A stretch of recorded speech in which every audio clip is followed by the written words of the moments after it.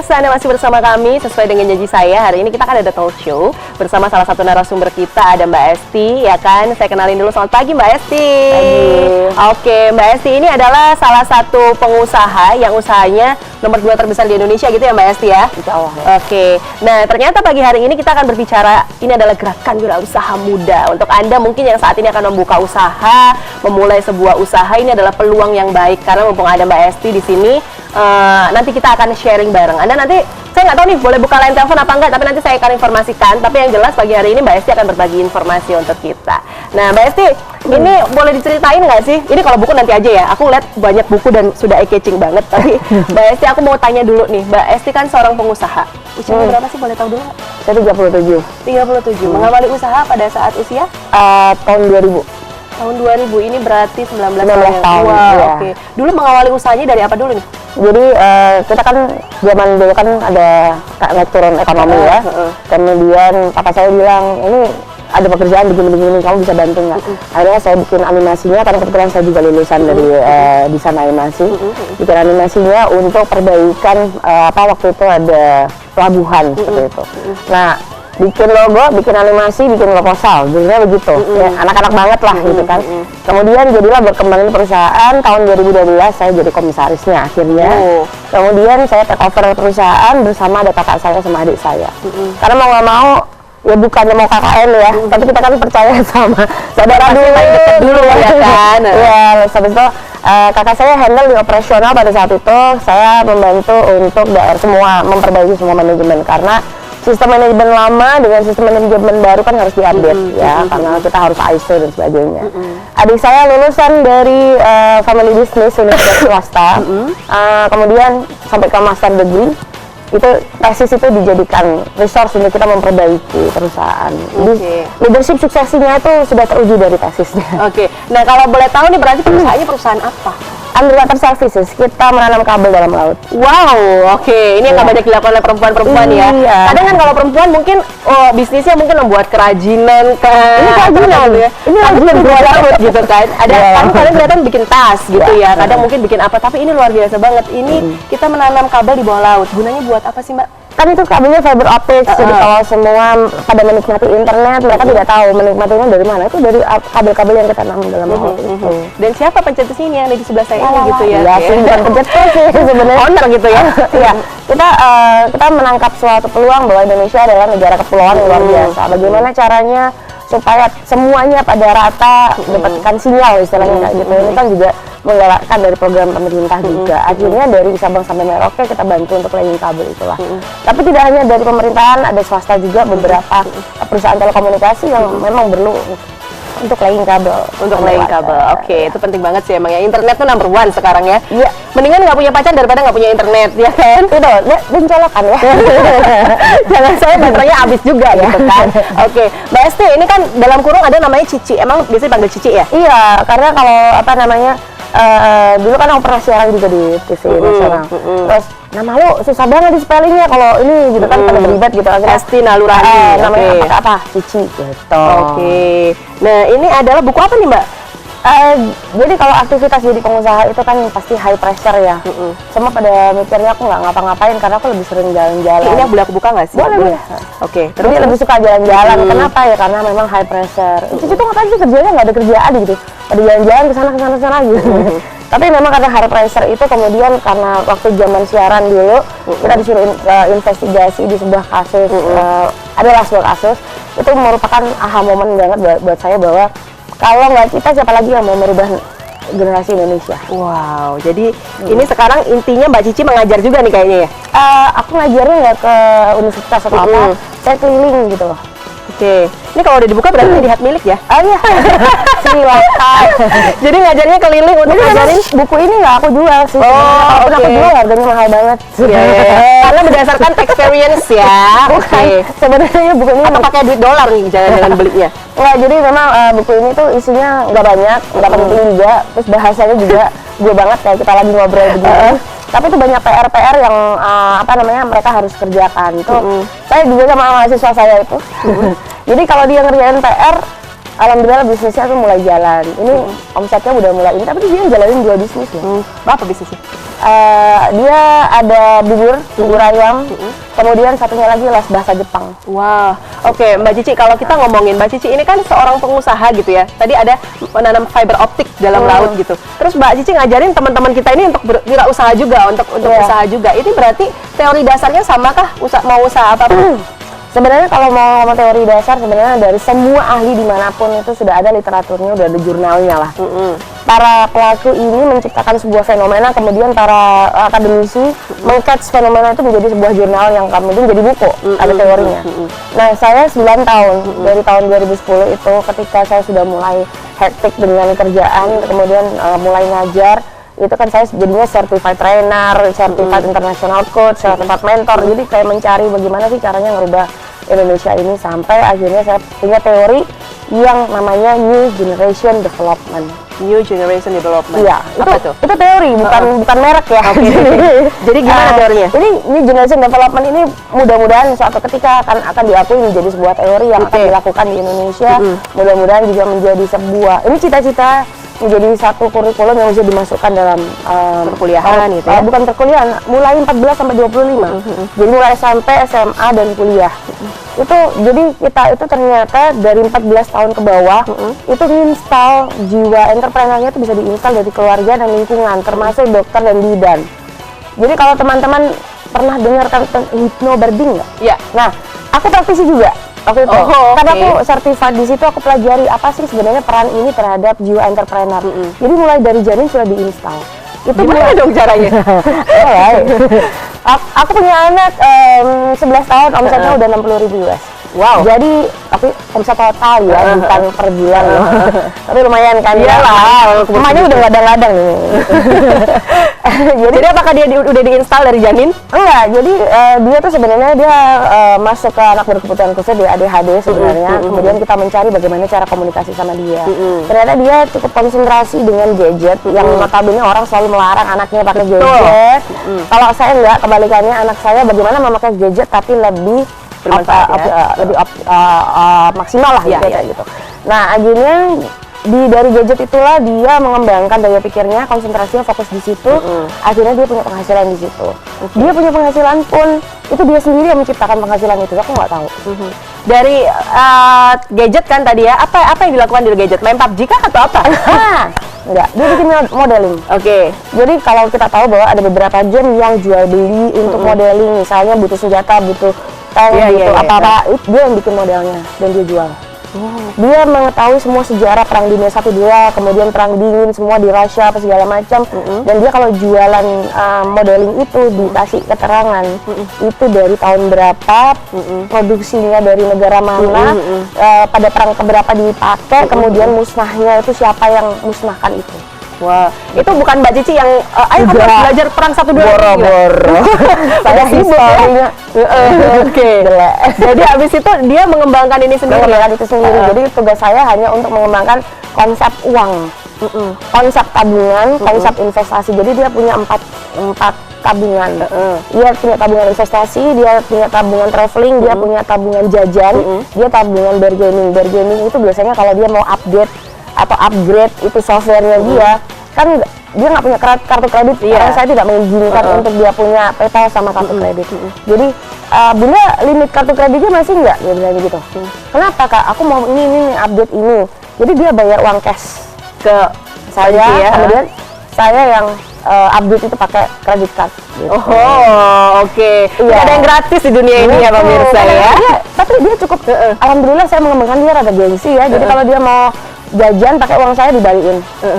Nah, ini nih yang susah sih sebenarnya, membentuk jiwa entrepreneur mulai dari muda. Tadi 11 tahun kan, udah tahu kata gengsi, udah tahu harus ganti uang gitu ya, udah harus entrepreneur. Apa yang dilakukan Mbak Cici sama dia gitu loh? Jadi diinstal itu tadi 14 tahun ke bawah, mulai dari janin itu, tapi aku nggak melakukan di anak pertama itu tidak.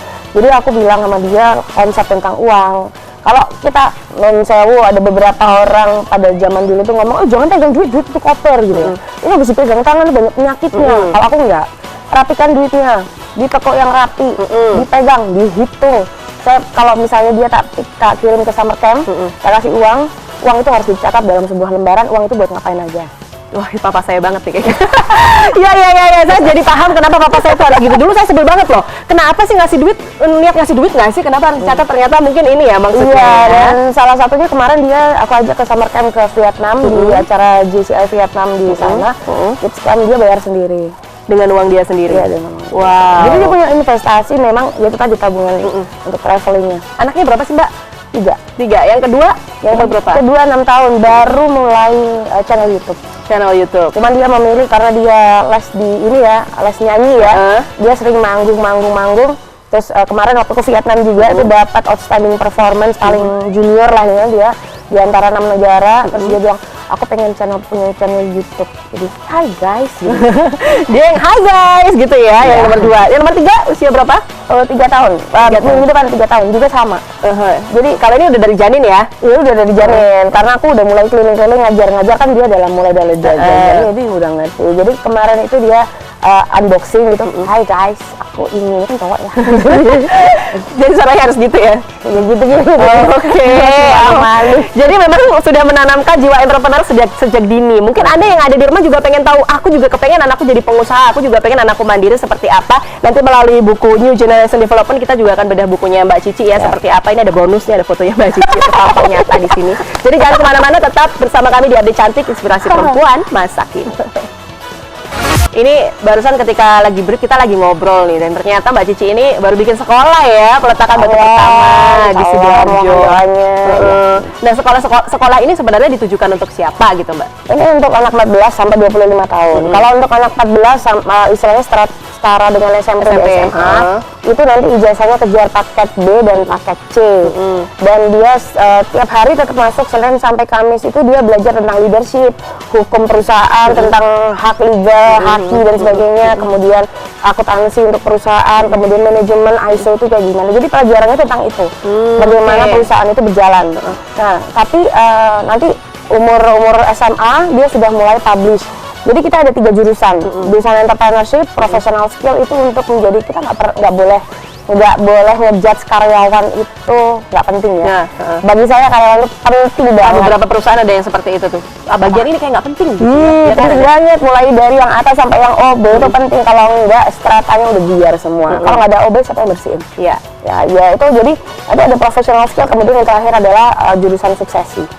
Gitu. Jadi para generasi kedua, generasi ketiga itu kita ada kurikulumnya. Jadi ini adalah sekolah formal berarti ya, kalau saya boleh. Formal, tapi ijazahnya kejar paket B dan C. Kejar paket B dan C. Nah, kalau misalnya nih ternyata ada ibu di luar sana yang anaknya udah masuk SMP, tapi ternyata tertarik sama sekolah ini, berarti harus pindah ya? Bukan berarti bisa kayak di Sambi, enggak ya? Berarti harus pindah. Ada, itu namanya short course. Short course kayak les gitu. Cuman memang kalau misalnya dibandingkan dengan anak-anak yang full itu akan ada gap. Dan itu perlu MOU, jadi sekolah kami akan punya dealing MOU dengan orang tuanya. Kalau orang tuanya nggak support, sorry anaknya akan kita keluarkan. Waduh, agak kejam ya sebenarnya. Karena memang support orang tua. Karena saya selama 9 tahun ketika memberikan pelatihan itu, kegagalan utama itu adalah tidak adanya support dari keluarga. Jadi kamu tuh ngapain sih kuliah, masih sibuk organisasi, sibuk bikin usaha, balik-balik nggak lulus kuliah dan sebagainya. Akhirnya mereka enggak. Kemudian ada lagi orang tua yang nggak sabar, begitu lulus kuliah dia mulai usaha, kok ini sih kayak gini-gini, udah kamu kerja aja, harus ada gaji kayak gini-gini. Pakai seragam itu lebih masih dinilai lebih oke gitu ya. Sebenarnya nggak apa-apa, tapi anak ini punya sesuatu yang harus kita fasilitasi, bukan kita drive. Nggak apa-apa, jadi profesional itu nggak apa-apa, tapi harus kita drive 1 tahun, 2 tahun, 3 tahun, apakah dia jadi front office terus gitu, atau marketing terus, kan nggak ya, harus dia punya tujuan hidup. Next time aku bikin aku jadi the next boss lah, istilahnya kayak gitu. Nah itu kita guide juga. Gitu. Itu lengkap banget ya kayaknya di sini ya. Nah, kalau sementara ini berarti kita masih peletakan batu pertama nih di sekolahnya Mbak Cici yang akan kira-kira tahun berapa Mbak berdirinya? Tahun depan insya Allah. Tahun depan insya Allah ya. Mulai buka. Nah, kalau sekarang ini ngajarnya ini di mana nih Next Generation? Saya itu modelnya adalah selama ini keliling Indonesia itu karena dipanggil ya, Simatupang ya, siang malam tangguh-tangguhan. Cici Simatupang sebenarnya namanya ya. Jadi aku keliling ke universitas-universitas, sekolah-sekolah, kemudian aku juga bikin kelas-kelas sendiri yang diadakan oleh siswa-siswaku sendiri. Mereka menamakan dirinya saudagar kampus. Jadi saudagar kampus itu bukan ciptaan saya, tapi mereka sendiri ngasih nama itu gitu loh. Jadi waktu itu mereka berkumpul di rumah saya dari berbagai macam organisasi. Kalau dipanggil, Mbak sebenarnya kamu manggil dari mana sih? Dari ini apa ini? Enggak, panggil semuanya. Terus mereka bingung, kita ini apa ya? Ya udah kasih nama gitu. Ya mereka akhirnya punya nama Saudagar Kampus. Ini Saudagar Kampus tuh bukan bikinan saya ya. Tapi anak-anak ya. Ini juga kayaknya mungkin Saudagar Kampus yang ngajakin yuk kalau misalnya mau entrepreneur kayak kita, ayo ikut kelasnya, ayo ikut kelasnya gitu ya. Jadi itu bukan organisasi resmi yang ada legalitas di notaris, tidak. Jadi kayak anak-anak ngumpul sama-sama pencinta motor yang ada di Basra itu loh. Itu kan nggak ada organisasi kan. Komunitas aja. Terus anak-anak yang suka sepak bola itu kan juga ada yang ikut resmi organisasinya, ada yang datang dan pergi gitu aja. Saudagar Kampus itu sama. Jadi tuh geng aja, geng motor ya. Tapi geng entrepreneur. Saudagar Kampus nih ya sebenarnya ya. Dan Mbak Cici kan sibuk banget ya ngurusin perusahaan itu, pasti aku yakin pasti hektik banget, punya 3 anak juga pasti jadi wah, saya aja punya 1 anak udah ribet banget gitu kan, apalagi 3 anak. Terus bagaimana cara membagi waktu ketika harus ngajar si komunitas motor ini tadi nih? Di sini juga diajarin. Jadi kita tuh semua orang itu memiliki 24 jam dalam hidupnya, mau 1 tahun juga sama. Dirimu kan juga bukan 25 kan? Iya, bukan 24 semuanya sama, tapi bedanya apa yang kita lakukan dalam 24 jam itu yang membedakan sekali. Nah, saya mengklasifikasikan dalam 24 jam itu kita ada 3 area, 888. 8 yang pertama adalah area kerja, kita bekerja full di situ. 8 yang kedua adalah area kita developing diri sendiri. Termasuk ada networking, belajar, membaca. Saya akan kuliah lagi kan. Ini mau setelah S2 mau ke S3 juga untuk teori ini menjadi teori internasional. Kemudian yang 8 ke terakhir adalah istirahat. Istirahat itu bagi orang kan menginterpretasikan tidur. Tapi sholat itu juga istirahat. Tapi waktu kita sholat kita lebih rilekskan kita semua kan. Kemudian ketika kita ngobrol, bercanda sama teman-teman itu juga masuk istirahat. Jadi kalau kebanyakan nongkrong, hahaha nggak jelas, maaf Anda memotong jam tidur Anda ya. Iya benar, aku setuju sih sebenarnya ya. Nah kalau ngomongin tentang ibu muda nih, banyak kok yang mau, kita nggak ngomongin entrepreneur mungkin menanam kabel di dalam laut ya, mungkin nggak banyak kepikiran, tapi banyak sekali ibu-ibu muda, ibu rumah tangga mungkin ya, karena kita kan di update cantik ini ya, ibu-ibu muda aku tuh kepengen bantu perekonomian keluarga, aku tuh kepengen usaha, tapi aku tuh nggak punya waktu, selalu pasti bilang gitu, aku tuh harus ngurusin anak sekolah, harus ngurusin suami, belum lagi ngurusin rumah gitu. Ada nggak tips dari Mbak Cici? Emak-emak seluruh dunia. Bukan nggak punya waktu, cuman mungkin tidak mengklasifikasikan waktunya. Aku bilang 24 jam kan, gitu kan. Aku banyak dijudge, oh Cici kan pergi, saya 1 tahun kemarin 14 negara keliling. Ya kan, jadi Cici tuh ini ninggalin anak ini, jadi kata siapa, anakku berkembang kok, gitu kan. Nah, jadi 24 jam itu buat ngapain aja. Termasuk ketika kita bekerja, itu juga tidak lepas dari bagaimana kita memaintain keluarga. Di rumah ada 8 CCTV loh Mbak.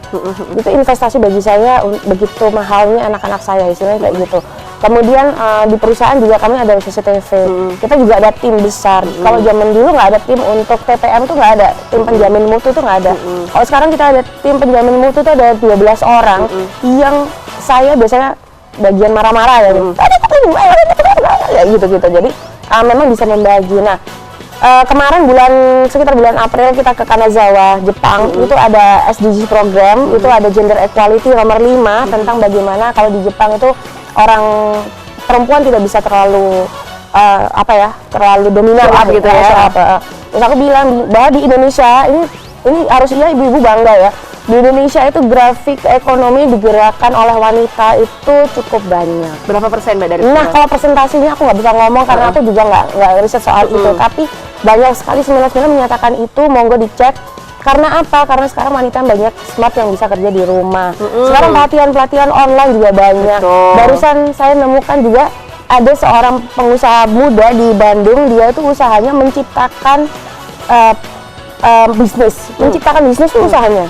Menciptakan bisnis untuk orang lain gitu. Untuk orang lain. Jadi misalnya gini, untuk yang dia tuh cuman bikin kaos gitu kan. Desainnya tuh terserah kita.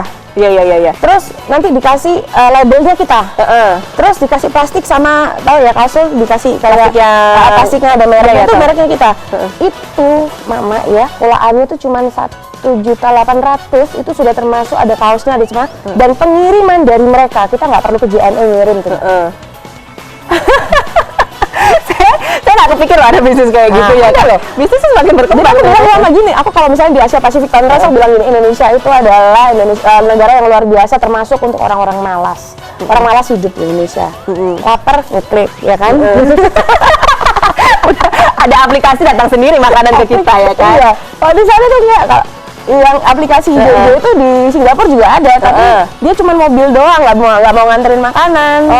Oke. Nggak ada pengendara. Sebenarnya Indonesia ini yang paling lengkap ya Aku kan? bilang, kamu malas tidur aja di Indonesia sejahtera. Kenapa? Jualan ngeklik yang ngirim orang lain.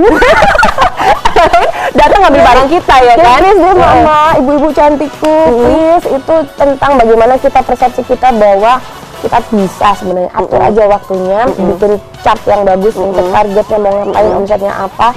Harus bikin ini dulu ya, chart dulu ya kayaknya. Di sini ada kok caranya. Oh, oke. Nah, jadi ini kayak LKS ya, lembar kerja siswa. Ini lumayan nih saya dapat gratis langsung ya karena udah dibuka kebetulan ya. Ya nggak apa-apa. Tapi kerjaan gampang banget, dan ini sebenarnya lebih banyak di alas itu ombo, tapi lo ombo alasan. Sehingga ini biasanya aku pusing ngerjain kayak gini, bikinnya susah. Agenda aku tuh berubah-berubah kayak menteri ya. Jadi bisa. Tapi gini Mbak, boleh nggak sih kalau misalnya Mbak Cici ini bikin kelas khusus buat ibu-ibu muda gitu? Ini kita ada namanya yang itu tadi movement program sebenarnya, tapi memang 5 tahun belakangan ini aku konsentrasinya ke anak-anak 14-25, tapi memang ada programnya untuk ibu-ibu, cuman kita pakai dealing bahwa mak kadang-kadang over demand ya, saya bukan dukun, Anda datang keluar hebat. Aku juga mau ikut kalau langsung. Ya jadi itu semua balik lagi ke diri sendiri, pilihan kita sendiri. Tugas saya, tugas teman-teman mentor, tugas teman-teman trainer adalah menyampaikan apa yang kebetulan kita tahu duluan. Decisionnya tetap di mereka. Oke. Jadi kadang-kadang ya kayak. Jangan over demand. Mbak Cici ini bisa merubah anak saya, tak titip no anakku lah, kok gak berubah-berubah Mbak. Lemes. Jadi paling nggak ini harus pahami terlebih dahulu ya. Ini kita memang Mbak Cici memang akan mengajarkan, memberikan apa yang dia tahu, informasi segala macam begitu ya, termasuk sharing tentang pengalaman Mbak Cici. Tapi mau berubah atau tidaknya ya kembali lagi ke individu masing-masing. Terutama peran orang tua. Terutama peran orang tua. Jadi please, ayo kita ini kerja sama bareng. Tadi malam juga saya baru pulang dari rumah dinasnya Wali Kota Mojokerto, diskusi tentang ini juga. Gimana sih Mbak Cici gini-gini? Oh, jadi saya juga mendengar juga bagaimana program pemerintah ini berjalan. Jadi semuanya ini turut andil karena tidak hanya tugas sekolah untuk mendidik anak, enggak. Orang tua juga turut andil. Jangan salah, dokter, polisi, semua yang ada di masyarakat kita tuh turut andil untuk merubah masa depan anak-anak kita. Jadi ayo udah mulai dipikirkan mindsetnya, jangan komentar lalala ye di sosmed itu tidak berguna bagi nusa dan bangsa, ya kan? Dikurangin, tenaganya dipakai untuk yang lain. Oke, apalagi ngurusin anak-anak kita supaya tadi katanya mau lebih lebih sukses gitu ya. Nah, Mbak Cici, aku mau tanya nih, ini di luar out of topic ya, tapi kan Mbak Cici ini sebagai seorang ibu, sebagai perempuan juga, momen apa sih yang kadang bikin Mbak Cici tuh kayak, aduh, aku tuh kepengen kayak, kan sibuk banget ya, kepengen kayak, aduh aku tuh kepengen kayak ibu-ibu yang lain, kepengen kayak ibu yang lain. Pas momen apa coba? Pas momen lagi ditugaskan luar negeri, anak sakit. Ya sih, itu so sad banget. Akhirnya itu yang bisa membuat air mata berlinang ya kayaknya. Ini panas sih. Terus apa Mbak yang dilakukan kalau itu kan pasti sedih banget ya. Perempuan tuh punya satu kecenderungan kadang nggak bisa nutupin perasaan, ya nggak sih? Ya. Terus apa yang Mbak Cici lakukan? Jadi kembali lagi ketika saya di Tanah Suci berharap bagaimana saya minta tolong kepada Allah, bagaimana caranya mengubah Indonesia menjadi lebih baik. Kemudian ditunjukkanlah jalan-jalan menuju sini. Kadang-kadang suka di plot up juga sama teman-teman. Loh, bukannya itu adalah doamu. Dan sekarang dikabulin. Kamu tidak hanya keliling Indonesia, tapi kamu juga keliling Asia Pasifik. Dengan caranya, dengan cara yang maha kuasa, kamu tuh melebarkan program ini gitu loh. Terus kamu diturutin sekarang komplain gitu. Oke. Ampun bos. Gitu. Ampun bos. Ini Tuhan dikasih perhitungan ya kan digituin juga. Ya udah, akhirnya saya pikir ya udah, saya investasikan ini tidak hanya untuk anak-anak saya, tapi untuk anak-anak seluruh Indonesia yang saya anggap sebagai anak-anak saya. Jadi ini jadi amanah kita semua. Jadi aku bilang ya udahlah, kemudian banyak orang yang ngejudge kamu ninggalin anak dan sebagainya, nggak apa-apa lah, aku terima aja, yang penting anak-anakku baik, anak-anak sehat, Ya. Dan Yang tahu kita bukan orang lain, begitu betul, ya. Ya tuh lah saat-saatnya paling sedih.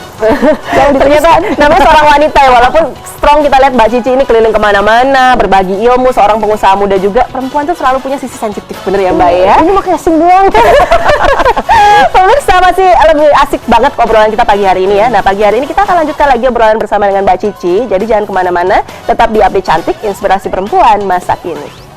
Kan kalau misalnya kita mau beraktivitas tuh baca koran dulu nih. Tadi di buku ngeliat fotonya Mbak Cici. Ini saya ngeliat lagi fotonya Mbak Cici ya. Ini Anda model atau pengusaha sih sebenarnya? Saya narsis ya. Enggak, ini Mbak Cici bersama 3 ada ini ada foto anak-anaknya ya. Ya, ini nomor 1 laki-laki, nomor 2 perempuan. Kita lagi meeting, kita mau ke Bali karena saya udah keseringan ke luar negeri. Itu bagus tuh. Tapi itu penting juga loh ya. Sebenarnya gini, saya juga sering diprotes sih. Kalau saya bukan usaha, saya sering pergi ke liburan ke luar negeri tapi sendirian. Nah, itu sering banget, gimana sih nggak inget anak di rumah apa? Kamu kan udah punya anak gini-gini segala macam. Tapi ternyata kita tuh sebagai wanita lebih tahu cara membagi waktu, ya kan? Saya juga sering bepergian seperti ini sama anak-anak, Mbak Cici juga. Dan ternyata di koran ini adalah semangati dunia anak muda. Ini tentang apa sih, Mbak? Ya itu dikasih, jadi itu sebenarnya dadakan juga, tiba-tiba di telepon Pimret gitu kan, kemudian dia mengutus fotografer sama reporternya untuk mewawancara tentang hidup saya gitu kan. Bagaimana, kenapa sih seorang Cici itu mau, karena ini pakai duitku sendiri loh Mbak, untuk pergerakan ini semua itu pakai duitku sendiri, pakai usahaku sendiri, pakai nggak ada sponsor dari mana gitu? nggak ada, Oke. nggak ada, bahkan kalaupun sponsor itu bisa dibilang 9 tahun ini cuma berapa biji gitu. Makanya kemarin juga waktu ngobrol-ngobrol sama Bu Wali, iya loh Bu, aku nggak pernah loh masuk program pemerintah, ini gimana ya? Gimana sih Mbak Cici? Ya itu, terus kemudian diajarin lah bagaimana ini menjadi sebuah program gitu. Kemudian jadi ceritanya tentang perjuangan itu gitu loh, dan bagaimana sih aku membuat pengertian ke anak-anakku bahwa apa yang aku lakukan ini penting, dan nantinya aku pengen mereka melanjutkan apa yang saya bikin gitu. Oke, dan berusaha membuat mereka mengerti mamanya ini sering nggak ada gitu ya. Iya, jadi kemarin waktu ke Vietnam dia ketemu teman-teman anaknya development. Jadi kan aku development officer Asia Pasifik ya. Kami mengembangkan negara-negara berkembang sama Junior Chamber Internasional. Dan aku sering ditugaskan ke Timor Leste gitu ya. Jadi ketika kemarin di Vietnam itu ketemu sama teman-teman yang anaknya development officer juga gitu loh. Jadi sama ya, emak dan bapaknya sering keluar negeri. Mama aku sering pergi sama aku juga. Oke, sama ya. Ya, jadi mereka tahu bahwa kita tuh sedang mengembangkan masyarakat kita untuk menjadi lebih baik gitu loh. Oke, baik. Mbak, pada saat kan gini ya, wanita itu punya kecenderungan moody.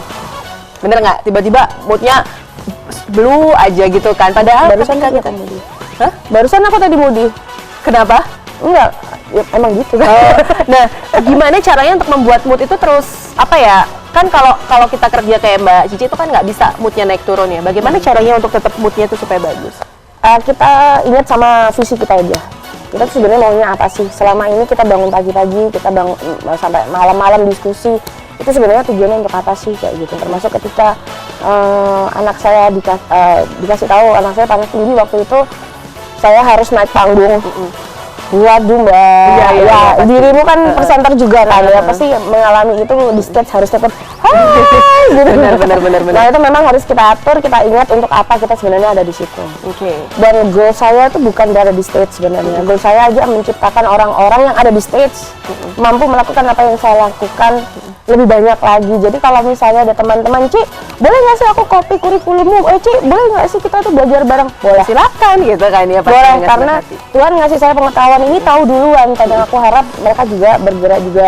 Dan aku senang banget kemarin waktu diundang ke Gerahadi sama Pak Wagub sama Bu Gubernur tentang Millennial Job Center itu kan, bahwa itu juga salah satu ide dari pengembangan yang juga kami laksanakan di sekolah kami juga.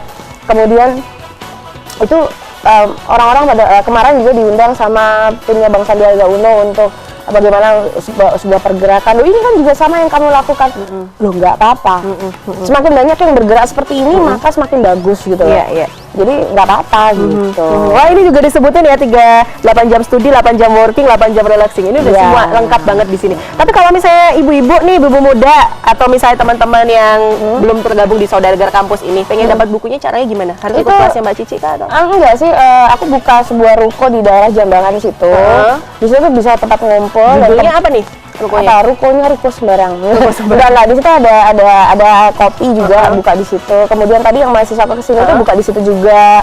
Kemudian di situ juga ada satu mesin yang kita sewakan. Biasanya kalau apa namanya sablon itu kan mahal ya. Nyablon untuk packaging, untuk gelas, untuk kaos Iya, itu kan itu mahal. mahal. Ada minimal order. Kalau packaging minimal 1.000 sampai 2.000. Betul. Itu kalau di tempat kami nyewa aja alatnya itu 20.000 per jam. Oh ya? Iya. Waduh, Geletek ini mah cewek. sebenarnya ini mah bukan ini ya, bukan usaha. Kalau yang ini mah amal kayaknya. 1 jam 20.000, waduh. Ya tuh untuk, tapi kita ajarin dia untuk bisa nyablon sendiri alat-alat iya, itu. iya, Terus oke. kemudian ada alat sablon gelas juga, ada sablon kaos juga yang disewakan juga, dan di situ juga ada satu teman UMKM juga buka sewa studio. Sewa studio tuh kalau di Instagram ada produk-produk yang Instagramable ya. Iya, benar. Nah, itu kita nyewakan studionya, lightingnya, kameranya tuh pakai handphonenya teman-teman, di-guide sama temanku itu untuk fotonya supaya bagus. Diajarin ya, jadi foto sendiri ya. Wah, ini lengkap banget Sewanya ya. sama 20.000 per jam. Wah, cepet kaya kita ya kalau ke sana sebenarnya. Jadi ruko ini tidak hanya dikunjungi oleh komunitasnya Mbak Cici tadi ya, si Saudagar Kampus ini, tapi semuanya boleh datang. Alamat lengkapnya dong, Mbak? Maksudnya Ada Jambangan. Jambangan Kebon Agung 15 itu pas depannya Alfamart lah di Jalan Raya Jambangan itu. Oh, seberangnya? Dekat ya, pas dekatnya komplek Palm Spring ya. Oke. Dan ini kita juga lagi membangun studio YouTuber. Jadi studionya lengkap, ada kamera, ada lighting, ada semua sound system. 20.000 ada. per jam juga. Oh enggak, itu mahal. Mati ya. Kirain lah ya 20.000 per jam. AC-nya manteng banget. Please deh yang bayar listrik siapa? Oke, Mbak Cici, ini kan kita berada di segmen terakhir untuk ngobrol sama Mbak Cici. Saya pengen Mbak Cici itu kasih pesan gitu ya, kasih motivasi untuk wanita-wanita yang ada di luar sana yang ngerasa bahwa dirinya tuh sudah terbatas, bahwa oh, ini sudah batasku, aku nggak akan bisa lagi lebih dari ini gitu. Aku mau usaha tapi aku nggak bisa lagi tuh. Gimana Mbak? Atau mungkin ada yang ngomong, aku tuh nggak punya jiwa bisnis, nggak akan bisa gitu untuk berbisnis. Sebenarnya tahu diri kita adalah diri kita sendiri. Tapi aku selalu nge-quotes di Instagramku, di Facebook atau dimanapun aku bikin status tuh aku nge-post. You should be thinking about who you are, who you want to be gitu loh. Itu kan dari Jumanji ya, filmnya Jumanji. Nah, jadi kita harus mikir kita sebenarnya tuh hidup dilahirkan sama Allah, boleh lahir, boleh hidup sampai saat ini tuh untuk jadi apa? Iya. Apakah jadi orang yang bermanfaat bagi orang lain atau orang manusia yang cuma menemenin dunia doang? Oke, jadi yang mana pilihan Anda? Yang mana gitu ya? gitu. Mau ibu rumah tangga, mau ngapain wanita karir, mau mahasiswi ataupun apapun ya wanita cantik, please thinking kamu tuh mau jadi apa sebenarnya. Dan harus sudah berpikir bahwa diri kita ini juga berharga gitu ya. Kadang kan Yes. ya kadang kalau jadi ibu ya udahlah gue cuma ibu rumah tangga gitu kan ya. Itu yang banyak teman-teman aku curhatin, bukan teman-teman sih, tetangga sebenarnya ya. Tapi sebenarnya mereka bisa lebih dari itu gitu ya Mbak Cici ya. Nah, Mbak Cici ini sekali lagi sudah meletakkan batu pertama di Sidoarjo nih kebetulan ya. Rumahku juga di Sidoarjo. Oh iya, ya. Nanti aku promosiin ya ke tetangga-tetangga yang mau ke sekolah Mbak Cici boleh. Kemudian juga kalau misalnya Anda kepengen tahu apa aja nih aktivitasnya, nah nanti ke Mbak Cici juga boleh datang tadi di Jambangan tadi ya Mbak ya. Yes, Alamatnya boleh. tadi di mana? Jambangan Kebun Agung 15 gitu. Jadi bisa ngupi-ngupi cantik ya kan. Kopinya 20.000 sejam juga? Itu cuma 10.000 Oh, aja. 10.000 tapi berjam-jam boleh ya? Iya, dengan internet kecepatan cahaya. Karena dia punya nih jadinya. tapi gini Mbak, suami sering protes nggak? Aku single parent. Oh, single parents. Wow. Ini lebih susah lagi, malah harus dicontoh ya single parents, ninggalin anak 3 loh. Sama siapa mereka Mbak kalau Mbak Cici? Sama asisten ya. Sama asisten ya. Dan aku nggak pernah ngomong dia neni atau apa asistenku karena mereka Wakilnya Mbak Cici kalau Mbak Cici nggak satu ada. itu, kedua bayarannya UMR, Bu. Ya kan? Emang dan ada berapa dulu asistennya? Ada berapa? Dua. Oke, baik. Membayar 2 asisten dengan gaji UMR. Nah, itu masalahnya adalah kita itu tadi anak itu investasi mahal, jadi jangan pelit-pelit kalau bayar babysitter ya kan. Tapi pilih yang benar juga dan mereka tuh terlatih. Ya, ini lulusan SMK loh. Si neningnya anak-anak. Waduh, ini luar biasa ya lulusan SMK loh. Diajarin juga entrepreneur? Iya, tapi dia memilih enggak. Memilih untuk fokus ke anak-anak. jadi pengusaha aku banyak capek. Mbak, ini nggak sih apa tipsnya anak-anak ini supaya nggak kehilangan sosok ibu tuh gimana Mbak? Ya kita harus terus-terusan sama mereka kan. Video call gitu kalau dari jauh ya. Kemudian mereka harus realize ibunya siapa, dan kita juga pesan juga ke asisten untuk memberikan kesan ke istilahnya bilang mana anak pelukin anak-anak buat saya dong kayak gitu kasih tahu anak-anak kalau sayang kayak gitu. Ini mau perempuan yang sosok luar biasa, seorang single parents gitu ya, punya 3 anak, masih bisa ngurus bisnis yang segini besar gitu kan. Peran keluarga gimana, kayak papa, mama? Dulu ya namanya orang tua itu kan kepengen anaknya itu anteng, ayem, duduk, manis, nggak ngapa-ngapain. Tapi apalagi kita perempuan ya. Iya, saya perempuan ya. Saya itu kan masih perempuan. Jadi masih perempuan. Yang katanya berubah juga. Jadi mama papa pasti kan kepengen anaknya itu nggak susah ya. Memang orang tua kan pasti begitu. Tapi dulu dimarahin, kenapa sih ninggalin anak, kenapa sih begini, kenapa nggak konsentrasi doang hanya di sebuah perusahaan ini kita besarkan rame-rame gitu kan. Nah akhirnya aku ngasih penjelasan bahwa kalau aku ke perusahaan rutin ke kantor 15 menit mati. Karena orangnya emang gak bisa diem ya? Iya gitu. Terus aku juga bilang bahwa aku pengen hidupku ketika aku nanti dikafanin itu orang-orang tuh bersyukur pernah kenal sama aku gitu loh.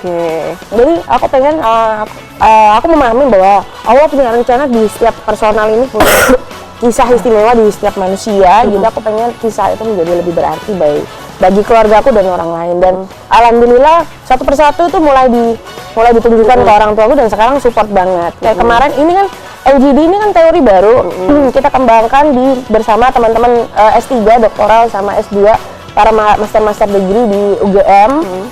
Ke UGM kemarin diantarin mama papa karena lagi sakit itu tadi. Sakitnya kayak aku gini ya. Masih mama papa ya, masih anak mama papa ya berarti ya. Jadi mama papa mau makan. Jadi di belakang tuh dikasih bantal. Itu anak keberapa sih Mbak Cici? Bocoran dong. 2. Anak kedua dari berapa bersaudara? 3 bersaudara. 3 bersaudara. Cewek-cewek. Cowok cewek-cewek. Cowok cewek-cewek. Tapi yang paling manja pasti tetap Mbak Cici ya? Enggak, adikku yang pertama. Gitu. Aku yang nggak pernah bisa bareng sama orang tua. Jadi itu tadi aku bilang jadi wartawan di Jakarta, kemudian pernah di production house di Bali kayak gitu. Jadi hampir selalu lompat ke sana dan kemari, susah dipegang gitu. Jadi mereka tuh pengennya jujur jadi anak manis gitu loh. Mungkin gitu kali ya. Kalau sebagai perempuan pernah nangis nggak sih? Ya pernah sering tuh. Aku kira kalau tingkahnya kayak gini nggak akan pernah bisa nangis ya. Tapi nggak di depan kamera juga kayak nanti aku di casting. Enggak sih, kan sekarang lagi banyak tuh kalau misalnya lagi show gini banyak yang harus nangis di kamera ya kan. Enggak ya? Jangan. Jelek nanti make-upnya luntur, kasihan udah mahal ini. Tapi memang pernah nangis, sering nangis ya? Sering lah. Kalau capek apa yang dilakukan? Aku soalnya gini loh, sebagai perempuan ya mungkinnya kalau ngeliat Mbak Cici, ini orang serius nih, kemana-mana ngurusin anak 3 gitu kan, nggak punya capek, mungkin sakit iyalah pasti ya, kita pasti pernah sakit. Tapi apakah pernah kayak ngerasa bener-bener capek yang pengen nangis, aduh gue pengen udahan nih gitu, pernah nggak? It's okay, you're not okay. It's okay, you're not okay. Yeah. So what? Kamu sedih, kamu marah, kamu iri, bahkan you are human. Jadi ya itu kemanusiaan gitu. Syukurin ya aku cukup manusia ya. Ternyata juga masih manusia, masih perempuan gitu kan ya. Bukan robot yang ada perasaan. Jadi ketika tuh rasa datang ya kita syukurin dan kita pengen tahu kudu ngapain after that gitu. It's okay, you're not okay. Gitu. It's okay, you're not okay. Sekali lagi kalau misalnya pengen gabung sama Mbak Cici kadang-kadang juga ke Jambangan itu nggak sih? Aku kebetulan rumah lagi tak renovasi, yang bilang mau bikin studio YouTuber segala macam itu, jadi aku tinggal di situ. Tinggal di situ. Jadi kalau misalnya Mbak Cici lagi pas nggak keluar negeri ya, lagi pas nggak sibuk, Anda bisa datang ke Jambangan, ngobrol sama Mbak Cici, boleh loh, boleh sambil ngopi-ngopi di situ. Jadi itu di situ kan ada cafe shop kecil. Jadi teman saya mengembangkan usaha cafe, aku beli gitu kan. Cabangnya istilahnya kayak gitu biar buat tempat nongkrong ketika mahasiswa aku ke situ. Yang sini tuh ada kantornya itu tadi ya untuk calon sekolah itu. Di sebelah kanannya ada studio foto, belakangnya ada kelas yang buat tadi ada kursus bahasa Jepang. Ibu-ibu kalau mau kursus bahasa Jepang bisa aja. Ya? Abis ini ide dari aku. Iya, kemarin tuh dapat request banyak sih, cuman request doang, mereka nggak daftar, jadi kan nggak ada duitnya ya. Gimana dong? Suka gitu ya. Itu harus diomongin di Asia Pasifik. Indonesia juga kecenderungannya suka gitu, suka kasih ide gitu ya. Jadi kalau daftar tuh gratis, benar nggak? Bikin seminar, daftar gratis semua. Wah, begitu hari H nggak datang. Jawabannya insya Allah. Insya Allah. Oke, pemirsa, ini adalah akhir sesi ngobrol sama Mbak Cici. Mbak Cici, terima kasih ya untuk inspirasinya untuk para perempuan yang ada di Indonesia. Semoga untuk Anda yang nonton pagi hari ini bisa memberikan sebuah informasi dan inspirasi baru untuk Anda semuanya, bahwa ternyata wanita itu bisa gitu ya.